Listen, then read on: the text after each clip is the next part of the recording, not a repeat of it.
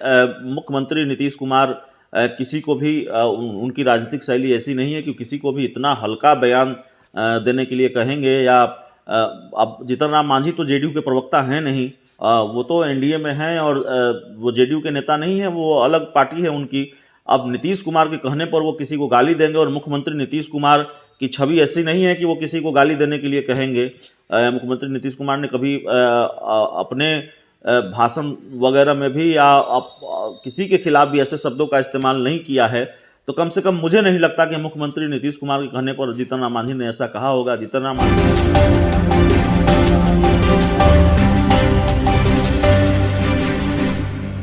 नमस्कार, मैं रविकांत।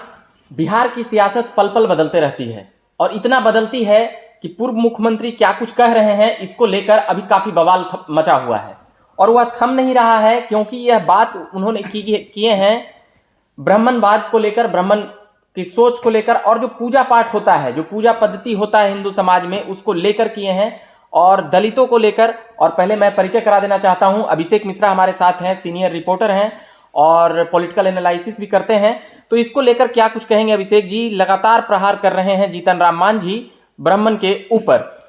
देखिए, प्रहार कर रहे हैं और उनको प्रहार करना बड़ा भारी पड़ गया है, क्योंकि आप जब किसी बड़े पद पर होते हैं, और बड़े पद पर हो नहीं हो, गाली देना किसी को वैसे भी सही नहीं माना जाता है, लेकिन जब आप इतने ऊंचे पद पर रहे हों, जब आप बिहार के मुख्यमंत्री रहे हों, 13 करोड़ की आबादी है बिहार की, और उस राज्य के आप मुखिया रहे हों, कई बड़े राजनीतिक पदों पर आसीन रहे हों, आज आप बिहार के पूर्व मुख्यमंत्री हैं, आपके बेटे बिहार सरकार में मंत्री हैं, जो गठबंधन है उसकी बड़ी अहम भूमिका है,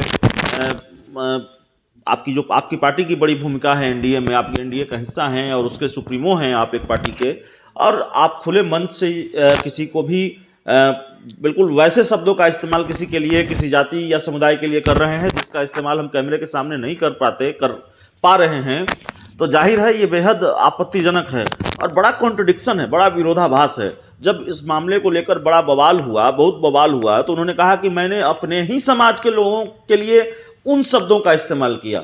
अब सवाल तो यह भी है कि अपने ही समाज के लोगों के लिए आप उन शब्दों का इस्तेमाल कैसे कर सकते हैं, उनको गाली कैसे दे सकते हैं? लेकिन उन्होंने कहा कि अपने ही समाज के लोगों के लिए। तो क्या अपनी बातों से अब जीतन राम मांझी मुकरते नजर आ रहे हैं? बिल्कुल उन्होंने कई बार यू टर्न लिया है। पहले उन्होंने पंडितों को लेकर जो कुछ भी कहा, और जो बात उन्होंने कही है, मेरी समझ से कोई सामान्य समझ रखने वाला व्यक्ति भी अगर उनके बयान को सुनेगा, बार बार सुनेगा, तो वो समझ जाएगा कि जीतन राम मांझी ने किसके लिए कहा है। लेकिन उन्होंने कहा कि मैंने अपने समाज के लिए कहा। उसके बाद आज उनका एक ट्वीट आया है कि उन्होंने जो कुछ भी कहा है वो स्लिप ऑफ टंग था। तो पहले आप कहते हैं कि मैंने ब्राह्मणों के लिए नहीं कहा, पंडितों के लिए नहीं कहा, अपने समाज के लोगों के लिए कहा, फिर आज आप ट्वीट करते हैं कि नहीं वो स्लिप ऑफ टंग हो गया, मैं ब्राह्मणवाद के खिलाफ हूं, ब्राह्मणों के खिलाफ नहीं हूं। तो आपको ब्राह्मणवाद की परिभाषा भी परिभाषित करनी चाहिए, ब्राह्मणवाद क्या है। बिल्कुल अभिषेक जी, मैं समझ रहा हूं, और ये बात है कि उन्होंने ब्राह्मण के खिलाफ ही नहीं बोला, जो पूजा पद्धति है, जो कल्चर है, राम को लेकर तो उनका जो बयान था वो आते ही रहता है, राम भगवान नहीं है, राम ऐसे ही है, वैसे ही है। मगर उसके बाद फिर बात आती है कि सत्यनारायण भगवान का पूजा, जिसको लेकर हर घर में होता है, तो उनका कहना था कि अब हमारे समाज में भी होने लगा। तो इसका मतलब क्या अंदाजा लगाया जाए? क्या जीतन राम मांझी दलित और अगड़े और पिछड़े की राजनीति को बांटना चाह रहे हैं और वहां से अपना एक राजनीतिक सेटअप तैयार कर रहे हैं, या और भी कुछ बातें हो सकती है जीतन, या सस्ती पॉपुलैरिटी के लिए? क्या 3-4 बातों में क्या लग रहा है? जीतन राम मांझी को पता नहीं से क्या, बड़े अनुभवी नेता हैं और जाहिर है सियासत को बहुत बेहतर समझते हैं। हम और आपसे तो कम बेहतर समझते ही हैं। बिहार की राजनीति के एक बड़े कद्दावर शख्सियत रहे हैं भी, इसमें कहीं दो राय नहीं है। पता नहीं जीतन राम मांझी ने इतना हल्का बयान क्यों दे दिया, पता नहीं उनको इस बात का एहसास क्यों नहीं हुआ कि इस बयान के बाद उनकी भद इतनी पिटी है, कितनी पिटी है आप देख रहे हैं, और उनको माफ़ी मांगनी पड़ रही है, बार बार माफ़ी मांगनी पड़ रही है।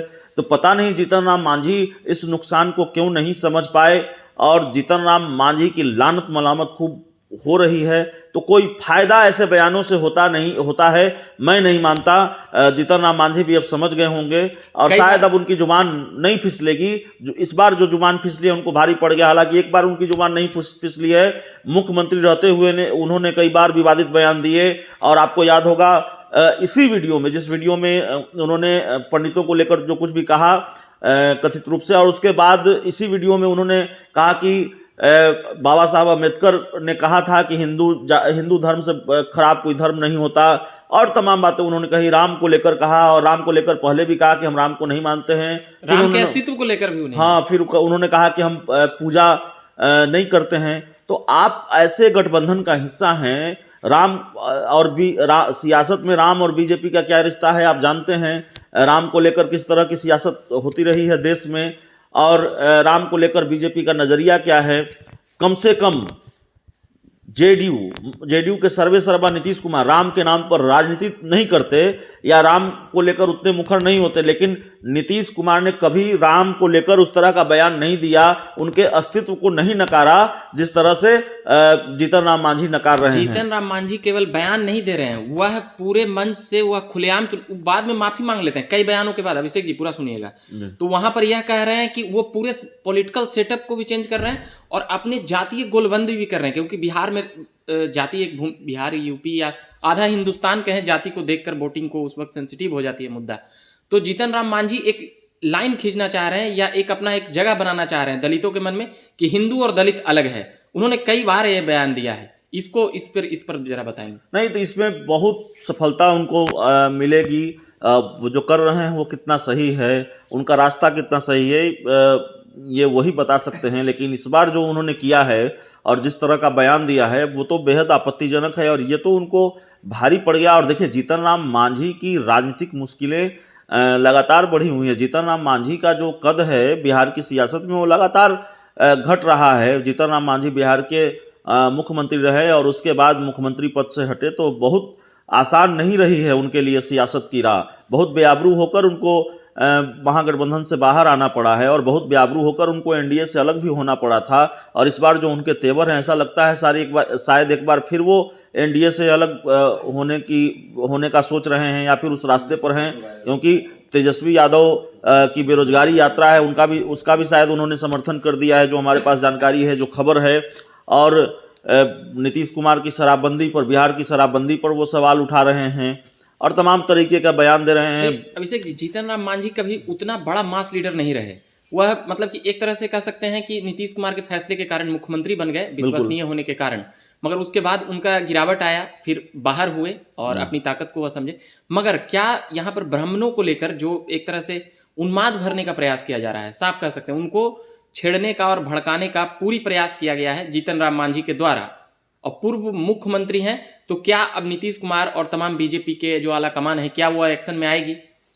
देखिए, बीजेपी के आला कमान एक्शन में आएगी। एक्शन में आला कमान आए ना आए, लेकिन बीजेपी के कई नेता तो मुखर हो गए हैं। मिथिलेश तिवारी ने तो यह कहा कि इस पूरे मामले पर, मिथिलेश तिवारी पार्टी के प्रदेश उपाध्यक्ष हैं, और उन्होंने कहा कि इस पूरे मामले को लेकर जिस तरह से जेडीयू ने चुप्पी साध रखी है, उससे उनको पता चल जाएगा आने वाले चुनाव में। अगर आपको समाज का गुना भाग नहीं मालूम है, फायदा नुकसान नहीं मालूम है, तो आपको पता चल जाएगा अगले चुनाव में। और सिर्फ मिथिलेश तिवारी ही क्यों, कई नेताओं ने बयान दिए हैं। आपको जदयू के कोई शीर्षस्थ नेता की तरफ से बयान नहीं आ रहा है, ना कोई खंडन कर रहा है, बड़े नेता जो होते हैं। तो इसका क्या समझा जाए कि नीतीश कुमार कभी कभी टॉनिक देते रहते हैं जीतन राम मांझी को कि तुम बीजेपी, मतलब ऐसे बयानों से तो बीजेपी के आहत होते हैं, क्योंकि वो उनका मूलतः। देखिए, आरोप यही लग रहा है कि मुख्यमंत्री नीतीश कुमार के इशारे पर यह बोला गया है, लेकिन मुझे जो लगता है, मुख्यमंत्री नीतीश कुमार किसी को भी, उनकी राजनीतिक शैली ऐसी नहीं है कि किसी को भी इतना हल्का बयान देने के लिए कहेंगे। या अब जीतन राम मांझी तो जेडीयू के प्रवक्ता हैं नहीं,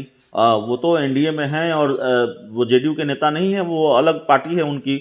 अब नीतीश कुमार के कहने पर वो किसी को गाली देंगे, और मुख्यमंत्री नीतीश कुमार की छवि ऐसी नहीं है कि वो किसी को गाली देने के लिए कहेंगे। मुख्यमंत्री नीतीश कुमार ने कभी अपने भाषण वगैरह में भी या किसी के खिलाफ भी ऐसे शब्दों का इस्तेमाल नहीं किया है।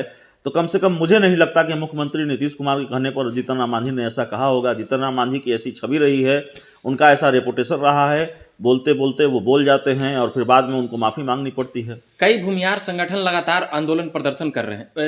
ब्राह्मण संगठन जो है वो लगातार आंदोलन प्रदर्शन कर रहे हैं सड़कों पे उसके बाद से, और लगातार मांझी के खिलाफ मतलब कि इस्तीफे की भी मांग कर रहे हैं, तमाम बातें भी कर रहे हैं, और अलग अलग प्रकार की कह सकते हैं बीजेपी की तरफ से भी ऐसे बयानबाजी हुई है। जो इसको अब कैसे देखा जाए, क्या मांझी अब सचमुच हाशिए पर चले जाएंगे या फिर वो रेस में विवादों के जरिए बने रहेंगे? देखिए, मांझी को तो इसका नुकसान होगा ही, और अगर वो नुकसान होगा ही कैसे? इससे कई जो दलित में जो जाति है अभिषेक जी, वो ब्राह्मण को खिलाफ बोलने पर वो खुश होती है, तो ब्राह्मण हुए नाराज हैं, मगर मांझी जी के कई जो फेथफुल मतलब विश्वसनीय हैं वो खुश हो जाते हैं।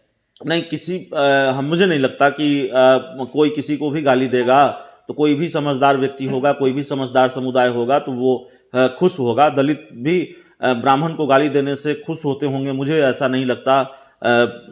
पूजा पाठ सब लोग करते हैं, कराते हैं, और आप किसी के घर में कोई ब्राह्मण अगर पूजा करने के लिए जाता है तो उसका सम्मान किया जाता है।